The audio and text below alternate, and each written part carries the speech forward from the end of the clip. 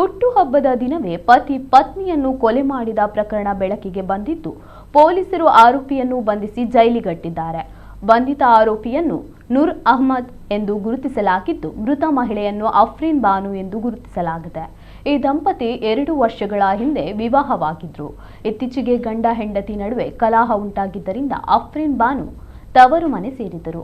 ಮೇ 21ರಂದು ಅಫ್ರೀನ್ ಬಾನು ಅವರ ಹುಟ್ಟುಹಬ್ಬದ ಹಿನ್ನೆಲೆಯಲ್ಲಿ ನೂರ್ ಅಹ್ಮದ್ ಕರೆ ಮಾಡಿ ಮನೆಗೆ ಬಂದು ಹುಟ್ಟುಹಬ್ಬ ಆಚರಿಸೋಣ ಎಂದು ಹೇಳಿದ್ದನು. ಬಳಿಕ ಕೇಕ್ ಕಟ್ ಮಾಡಿ ಹುಟ್ಟುಹಬ್ಬ ಆಚರಿಸಿದರು. ಅದೇ ದಿನ ಸಂಜೆ ಪಾರ್ಟಿ ಕೊಡಿಸುವುದಾಗಿ ಹೇಳಿ ಪತ್ನಿಯನ್ನು ಹೊರಗೆ ಕರೆದುಕೊಂಡು ಹೋಗಿದ್ದ. ರಾತ್ರಿ ಆದರೂ ಆಕೆ ಮನೆಗೆ ವಾಪಸ್ ಬಾರದ ಹಿನ್ನೆಲೆಯಲ್ಲಿ ಕುಟುಂಬಸ್ಥರು ಆತಂಕಗೊಂಡು ನೂರ್ ಅಹ್ಮದ್ಗೆ ಕರೆ ಮಾಡಿದ್ದಾರೆ. ಆಗ ಆತ ನನಗೂ ಏನು ಗೊತ್ತಿಲ್ಲ ಎಂದು ಹೇಳಿ ನಾಟಕವಾಡಿದ್ದ ಎನ್ನಲಾಗಿದೆ. ಆದರೆ ಅಷ್ಟರಲ್ಲಾಗಲೇ ಆತ ಅಫ್ರೀನ್ ಬಾನು ಅವರನ್ನು ಕೊಲೆ ಮಾಡಿ ನಿರ್ಜನ ಪ್ರದೇಶವೊಂದರಲ್ಲಿ ಮೃತದೇಹವನ್ನು ಬಿಸಾಡಿದ್ದಾನೆ.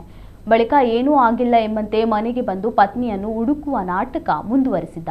ಇದರಿಂದ ಅನುಮಾನಗೊಂಡ ಅಫ್ರೀನ್ ಬಾನು ಅವರ ಕುಟುಂಬಸ್ಥರು ಅಳಿಯನ ವಿರುದ್ಧ ಪೊಲೀಸರಿಗೆ ದೂರು ನೀಡಿದರು. ದೂರಿನ ಆಧಾರದ ಮೇಲೆ ತನಿಖೆ ನಡೆಸಿದ ಪೊಲೀಸರು ನೂರ್ ಅಹ್ಮದ್ ಅವರನ್ನು ವಿಚಾರಣೆಗೆ ಒಳಪಡಿಸಿದಾಗ ಆತ ಕೊಲೆ ಮಾಡಿರುವುದನ್ನು ಒಪ್ಪಿಕೊಂಡಿದ್ದಾನೆ.